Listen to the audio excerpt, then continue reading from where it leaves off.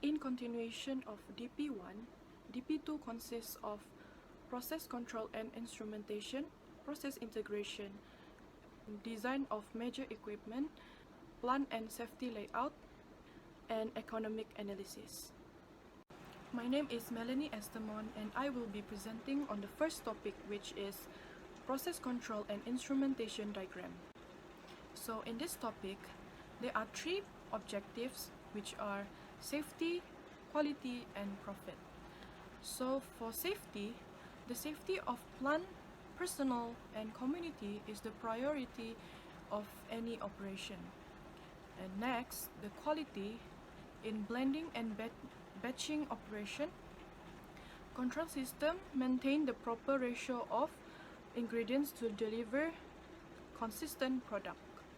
And when both safety and quality are met, there comes the profit. Profit will be maximized to the closer to the process in the operated to the constraint. So there are three process control systems that we use, which are feed-forward control, feedback control, and cascade control. The feed-forward control will provide the information on the past activity and performance, whereas the feedback control will provide the future activity and performance.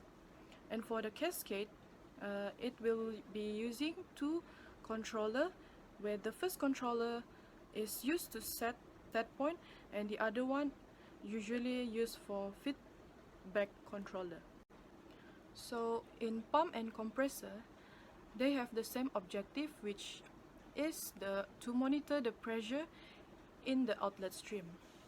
And for the heat exchange, the process control is used to achieve the temperature that is needed for the outlet product stream. And for hydroformylation reactor, the upper part is to control the pressure in the reactor, and the lower part is to control the temperature in the reactor. And for the hydrogenation reactor, it has the same function, which is to maintain the temperature and pressure in the reactor. For vessel separator, at the upper part is to maintain the pressure at the top outlet of the process stream, and the lower part to maintain the liquid level at the bottom of the vessel. And lastly, for the distillation column, it has three objectives, which are to control the temperature at the top of the column and the composition discharger, and to control the flow of the reflux, and lastly to control the level in the column from flooding or from having a low flow rate. So this is our process and instrumentation diagram. Next, I will pass this presentation to Ms. LIYANA. Thank you. Assalamualaikum. My name is SITI LIYANA BINTI MOKHALDIN. The topic of my presentation is process integration. The objective of process integration is to reduce utility consumption for a better design and to reduce utility costs. The data extracted are obtained from the energy balance calculation from Design Project 1. The selected minimum temperature difference is 10 degrees Celsius. In the system, there are 4 hot streams and 4 cold streams. The data extracted obtained will be inserted into the problem table algorithm. The purpose of heat cascade diagram is to locate the hot and cold pinch temperature as well the minimum requirement of hot and cold utility. From the calculation, the hot and cold pinch temperature is 57.4 degrees Celsius and 47.4 degrees Celsius respectively. As for the minimum requirement of hot and cold utility is 18 million kilowatt and 690,000 kilowatt. Try and error calculation is made until we obtain minimum requirement for hot and cold utility, same as in the heat cascade diagram. Based on the first diagram, the heat exchanger available is 6, but after it is optimized, the available heat exchanger is 5. Other than that, the heating requirement of hot and cold utility increase after the optimization. The capital cost will increase when number of heat exchanger decreased and heat loss increased. Thus, we conclude that it is best not to proceed with process integration as we obtain almost 0% energy saving. Next, the equipment design of heat exchanger. A heat exchanger works when two fluids of different temperature inlet, which is known as hot and cold fluid. The hot will be cooled by the cold fluid via heat transfer or vice versa. So, in the first diagram is the physical properties of the shell side and tube side. In the shell side is the gas mixture which contain carbon dioxide, hydrogen and ethylene, whereas the tube side is the cooling water. In the second diagram is the summary of mechanical design of exchanger 100. The material of construction that we are using is carbon steel. The design pressure of this heat exchanger is 6.6 bar, and the temperature design for shell side is 205 degrees Celsius and tube side is 44 degrees Celsius. The head type we are using is ellipsoidal head, and the flanges type is welding neck. The baffle type is segmental with 25% of baffle cut, and the number of baffle is 10. In diagram 3, it is the summary of chemical design of exchanger 100. The heat load we are using here is 3737 kilowatt, and the number of tube is 288 tubes. The pressure drop for the tube side is 76 kilonewton per meter square, and for the shell side, the shell diameter is 0.522 meter square, and the pressure drop is 2391 kilonewton per meter square. And this is the drawing of the heat exchanger. Assalamualaikum, my name is Muhammad Haziq. Now we will proceed to the reactor design for hydroformylation reactor. For my reactor design, I choose multi-tubular fixed bed reactor because it is mainly for gas phase catalytic reaction. And in this process, it involves hydrogen, carbon monoxide and ethylene which entering the reactor in a gas phase to produce propanaldehyde also in a gas phase. The order of the reaction is a third order since it is elementary and it follow the stoichiometric reaction. And the assumption made in the preliminary reactor is the reaction is in a steady state. The start of the reaction is neglected and the reaction is exothermic, while the volume of the reactor is determined by using the area under the graph with a trapezoidal rule. In this figure shows AutoCAD drawing for this preliminary design reactor. The vessel of the reactor is vertical and in a cylindrical shape, and the material chosen for vessel, tube and support is a carbon steel because it is affordable and it can withstand the operating temperature inside the reactor. And based on the calculation, the volume of the reactor is 71.93 meter cube with height 11.36 meter and diameter 2.84 meter respectively. The cooling system was also calculated since the reaction is exothermic with a mass flow of coolant at 163.01 kg per second. And the reactor also consists of insulator which is mineral wool to absorb excessive heat and to prevent reactor from overheating. The wall thickness and the skirt thickness were calculated to be 8 mm and 18 mm, which is very sufficient to withstand the dead weight loads and bending moment imposed by the vessel respectively. Next, I will present on the design of separator V101. Separator V101 is used to separate liquid and vapor phase. The mechanical design focus on the elements such as stress analysis, material of construction, and operating data. Right here is the overall design of separator V101. The height and diameter of the vessel is 1.7 meter and 0.7 meter respectively made from carbon steel. The dome head is ellipsoidal and flare skirt as support. The mister pad is added to remove the mist from gas vents. Assalamualaikum and good day to all panels. My name is ROZWANI binti KAMSANI, and for design equipment, I will present on packed bed reactor. I chose this reactor because of its suitability for the process. It involves multi-phase reaction where liquid propanol will react with hydrogen gas with the presence of solid nickel as a catalyst. Another reason why I chose this reactor is because multi-tube reactor will give high efficiency in heat transfer. After doing some calculation, the volume of this reactor is 73.25 meter cube with a diameter of 2.858 meter and the length is 11.432 meter. The volume of catalyst is 22.23 meter cube and the operating temperature and pressure is 538.35 Kelvin and 320 kPa respectively. The material for the reactor is carbon steel because it is durable, safe to handle, and also very cost effective.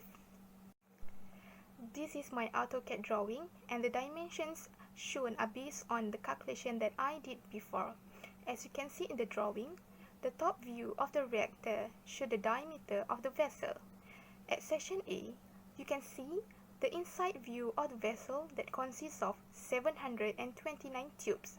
Section B, you can see the baffle of this reactor, which it has 18 baffle.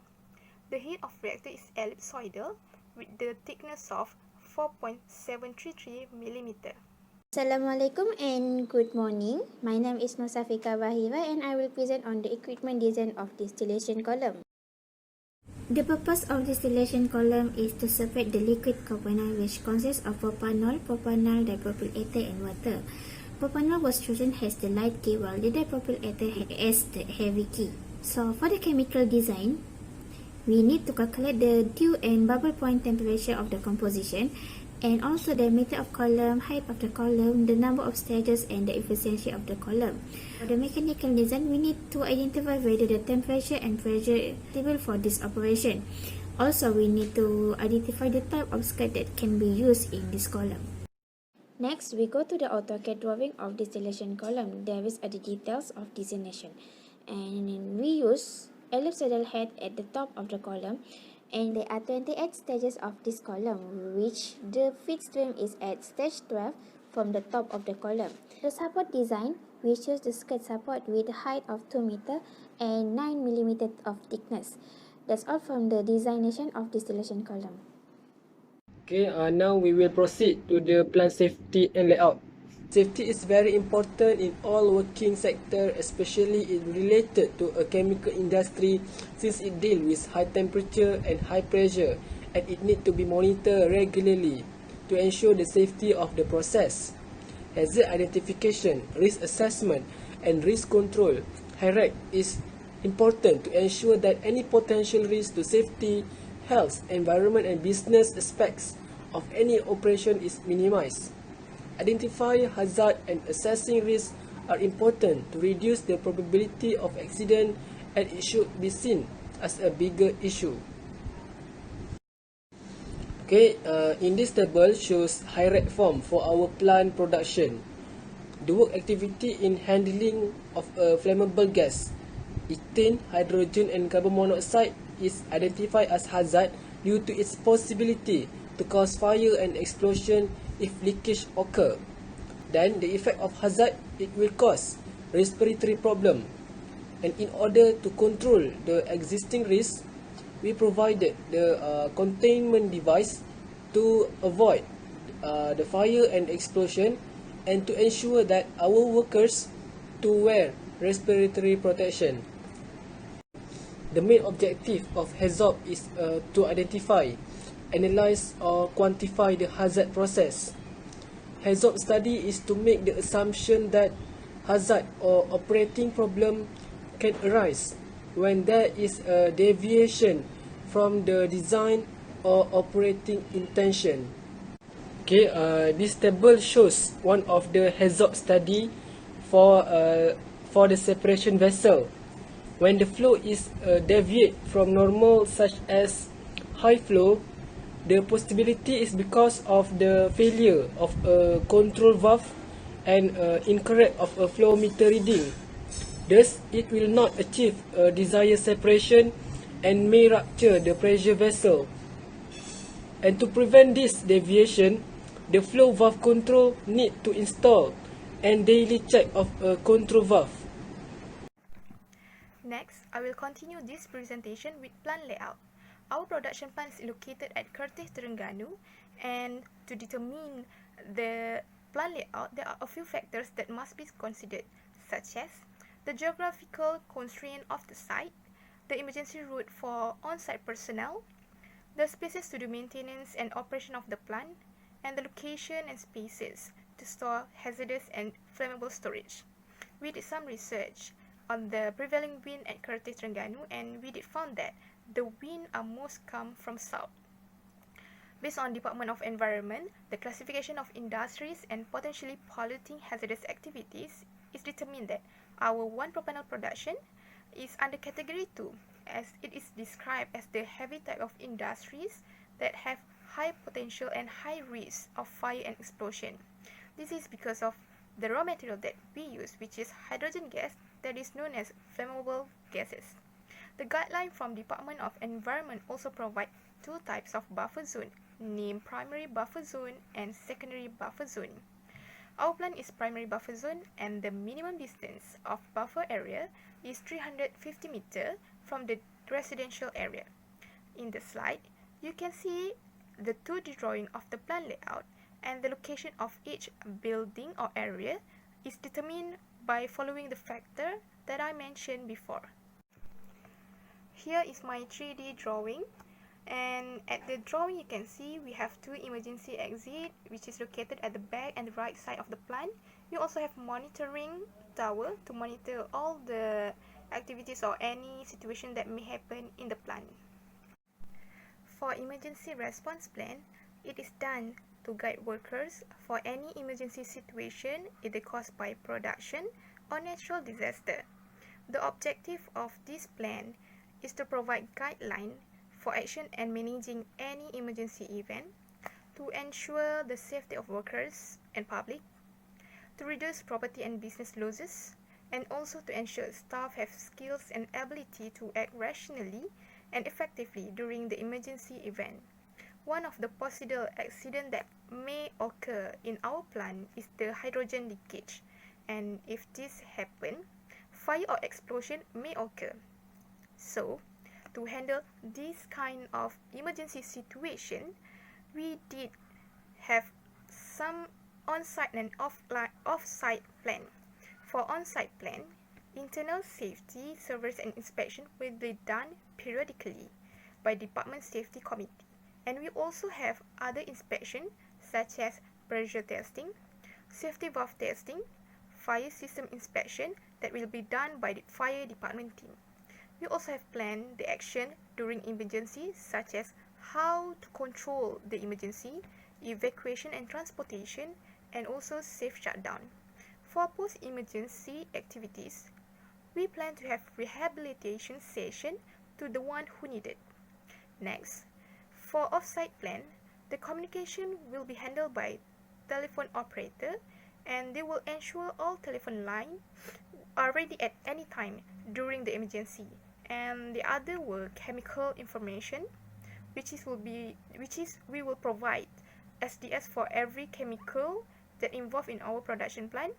And next, we also have humanitarian arrangement. So that's all from me. With that, I thank you. Last but not least, we go to the economic analysis. This is important component in evaluating the profitability of the project plan. The fixed capital investment of the plant, which include the estimation cost, module cost, equipment cost, raw material cost, and other costs, has been calculated. These are the assumptions that we made for the profitability analysis. which the plan life is 10 years with 12 years of construction, and the currency exchange rate is 1 USD equal to 4 ringgit 37 from the Bank Negara Malaysia, and the purchase cost of the equipment we got from January 2020 for the average 2019 equal to 603.9. So to see the efficiency of our plant, we need to do the profitability analysis, which measure the amount of profit earned during the project, and it used to assess the profitability of the project involving both capital expenditure and yearly operating costs.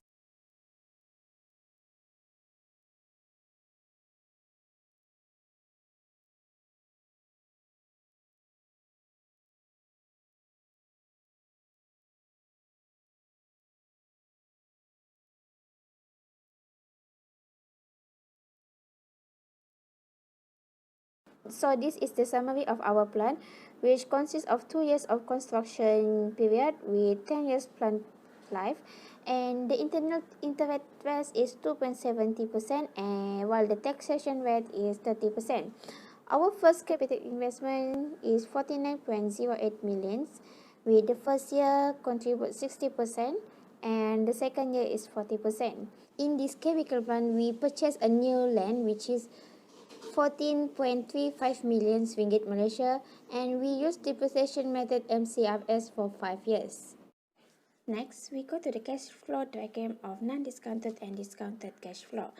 The economic analysis of project assume that any new land purchase are done at year 0, and that once the decision has been made to construct a plant, then a construction phase is begin. And at the end of the year of plant life, the working capital and land is recovered, which is at year 12, and the salvage is added in revenue. Next, we go to the non-discounted diagram. As we can see from the diagram, the payback period is 3.53 years, with the cash cumulative present is 92.01 million ringgit Malaysia, with the rate of return of investment is 34%.